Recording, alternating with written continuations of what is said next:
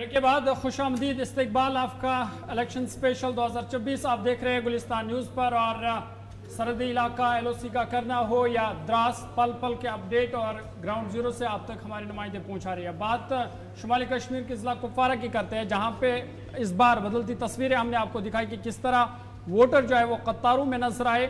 और national conference के senior leader और साबिक वज़ीर कानून मीर सैफुल्लाह, उन्होंने आज कुछ देर पहले अपने आबाई इलाके में वोट कास्ट किया। शुमाली कश्मीर से इनका ताल्लुक है और जब कैंपेनिंग उमर अब्दुल्ला कर रहे थे तो उनके साथ कांधा से कांधा मिलाकर भी नजर आए। क्या कुछ कह रहे हैं आपको सुनाते हैं। इलेक्शन तो वैसे भी इलेक्शन होता है, लोगों को मतलब राय देने का हक होता है, लेकिन जहां तक मैं देख रहा हूं आज लोगों के पास एक बेटर ऑप्शन है नेशनल कॉन्फ्रेंस, क्योंकि इन हालात में जो आजकल रियासत के अंदर गुजरे हैं, इन हालात को मुकाबला करने के लिए अगर कोई जमात अहल है वो नेशनल कॉन्फ्रेंस है और कोई जमात नहीं है। पीपल्स कॉन्फ्रेंस के बारे में मैं आपको एक बात बताऊं, पीपल्स कॉन्फ्रेंस जो ये जमात है, अगर इसको पीपल्स कॉन्फ्रेंस के बदले ये नाम रखें अफवाहों की पार्टी, ये अफवाहों में बड़े माहिर है, अफवाहें फैलाते हैं। फिर आगे अब अमित शाह आ गए, अब वो चोरी करेंगे यहाँ पे, अब ढाका डालेंगे यहाँ पे, वोट बक्स ले लेंगे, नए वोट बक्स वहां से लाए। ये तो अफवाहों का बाजार गर्म करते हैं ताकि लोग हमें वोट दे, ऐसी बात नहीं है। नो कंफ्यूजन में लोग नहीं आने वाले, लोग बड़े बड़े सियाने आजकल, बहुत चालाक, इसलिए आजकल ये नहीं चलेगा। आजकल लोगों को पता है हम लोगों को क्या करना है, हमसे क्या छीना गया है, हमसे क्या लिया गया है, हमसे क्या लूटा गया है। अब जिन लोगों ने लूटा है, जिन लोगों ने छीना है, जो लोग उनका सपोर्ट कर रहे हैं, उनके हाथ में वोट कहाँ देंगे? नहीं देंगे वोट। बीजेपी के यही तो कैंडिडेट है, और कौन होंगे? अमित शाह ने खुद कहा मेरे यही कैंडिडेट है, यहाँ से नारद से सजाद साहब लून है, उधर से श्रीनगर से मोहम्मद अशरफ मीर साहब है। उसने सीधा ही कहा अब बीजेपी को कहाँ से कैंडिडेट आए? यही तो बीजेपी के कैंडिडेट है, यही तो हैं, और कौन है? हम अपने दम पर लड़ रहे हैं, हमें किसी की जरूरत नहीं पड़ रही, हम किसी के गुलाम नहीं है, किसी के एजेंट नहीं है, किसी की एजेंट नहीं कर रहे। हम यहाँ के लोगों के एजेंट हैं, अवाम के एजेंट हैं, अवाम के हमदर्द है, हम अवाम के खैर ख्वाह है, हम अवाम के बलबूते पर इलेक्शन लड़ रहे हैं। और मैं प्राउड फील कर रहा हूँ कि हम लोगों के बलबूते पर इलेक्शन लड़ रहे हैं, हम किसी।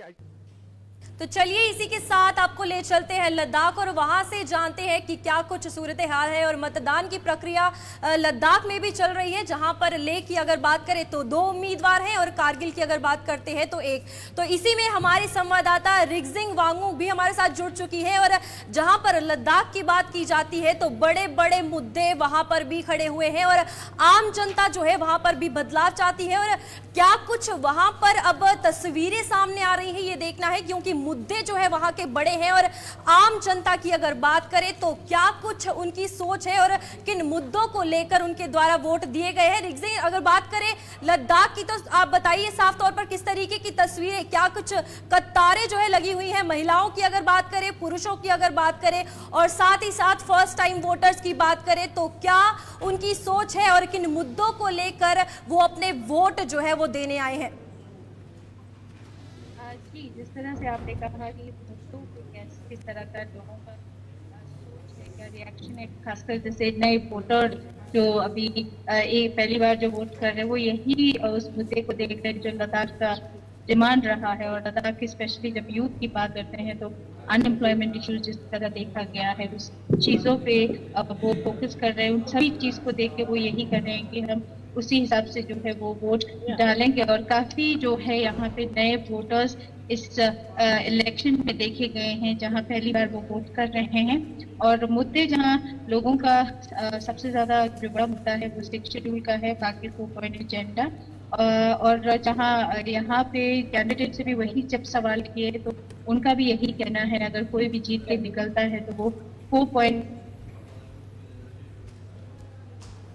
जो है वो कम परसेंटेज अभी तक वोटिंग हुआ है, जहाँ कारगिल में परसेंटेज ज़्यादा है। और सभी पोलिंग स्टेशन पे ये देखा जा रहा है, कई कई जगहों पे जो है अभी लेह के पोलिंग स्टेशन में 50% का भी वोटिंग हो रहा है। और अभी धीरे धीरे जो है आ रही है और सुबह के वक्त जो है काफी बिल्कुल हमारी संवाददाता रिगजिम हमसे बात कर रही थी। वही लद्दाख की अगर बात करते हैं तो 2 बजे तक के आंकड़े जो है वो 55% देखे गए हैं। और लद्दाख में अगर बात करते हैं तो 10 सालों के भाजपा के कार्यकाल के बाद बड़े मुद्दे अभी भी देखने को मिले हैं। अब वोटर्स का देखना है कि किन पार्टीज का वोट जो है रुझान उनकी तरफ रहेगा। और बात करें लद्दाख की तो अब जनता ही है फैसला करेगी कि किस्मत का कि आखिरकार कौन सी पार्टी की जय और कौन सी पार्टी की प्रजय होगी। लद्दाख की अगर हम बात करें तो सन 2004 जब जनरल इलेक्शंस हुए थे तो कुल मिलाकर वहां पर आजाद उम्मीदवार जीते थे 2004 में, और 2014 में भारतीय जनता पार्टी की झोली में वो सीट चली गई थी।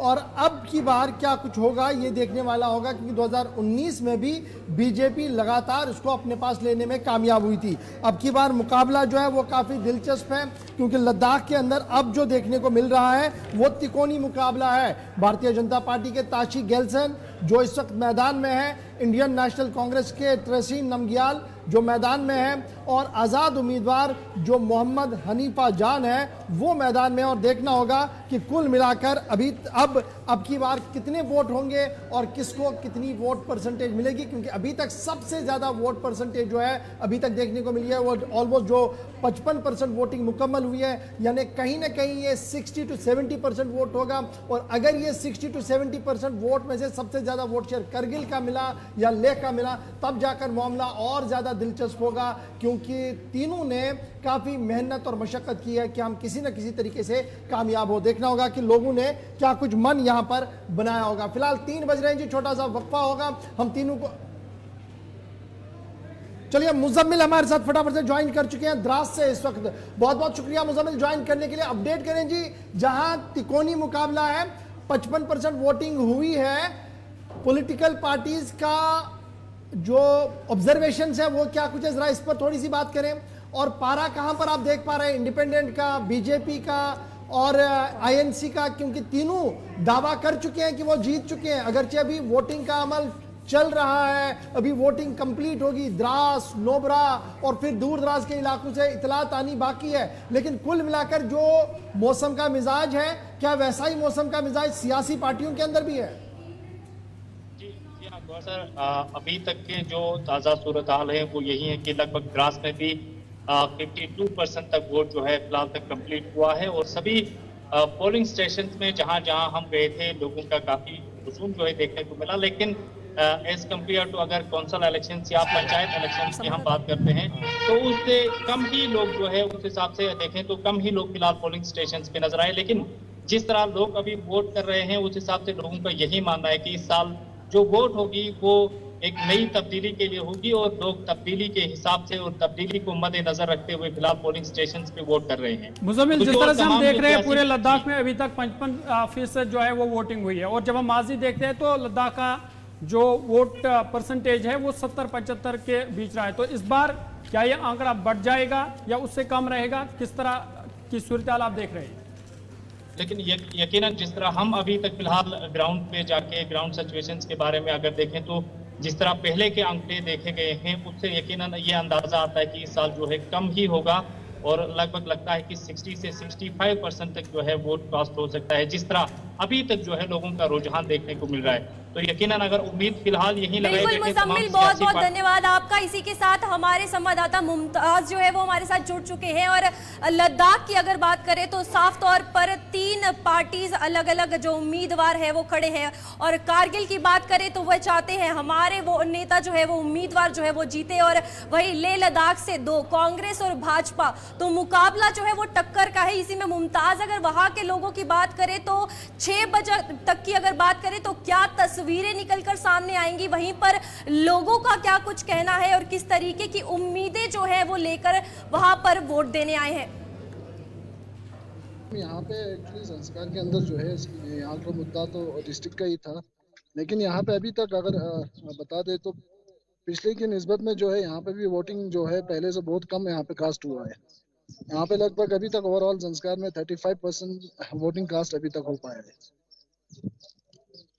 संस्कार आप कह रहे हैं कि सिर्फ 35% वोट पॉल हुआ है, क्या हम ये माने कि जो कंटिन्यूसली लोगों को गुस्सा है ये उसका नतीजा है, या अभी और लोग बाहर आएंगे और लगभग 70 to 75% वोट द्रास के अंदर पड़ेगा, और अगर ये वोट पड़ता है ये गेम चेंज हो जाएगा? जो लगातार सारी पार्टियां बता रही थी कि द्रास अब की बार जहां जाएगा लगभग लद्दाख की सत्ता वहीं जाएगी।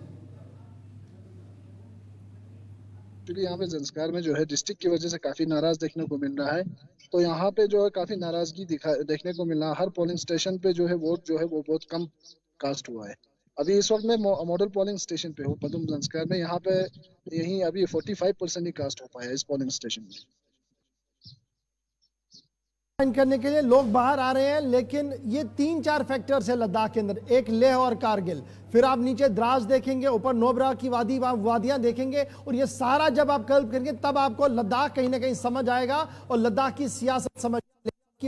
लद्दाख के अंदर कौन बाजी मार पाएगा उसके लिए थोड़ा सा हमें इंतजार भी करना होगा, क्योंकि आखिरी दिन यानी पोलिंग के आखिरी दिन जब पोल ऑफ द पोल्स हम खोलेंगे, जब अपना पोल एग्जिट हम आपको बताएंगे, तब हम आपको बताएंगे कि आपने जो हम पर भरोसा किया और हमने जो एनालिसिस किया वो क्या होगा। उसके लिए आपको हमारा साथ देना होगा। आप हमारी राब्ता साइट www.gulistannews.in पर जरूर आइएगा। पोल वहां पर चल रहा है, उस पोल का हिस्सा आप भी बनिएगा। फिलहाल हमारे साथ बस इतना ही, छोटा सा ब्रेक, लेकिन इलेक्शन मैराथन 2024 जारी रहेगा छोटे से ब्रेक के बाद।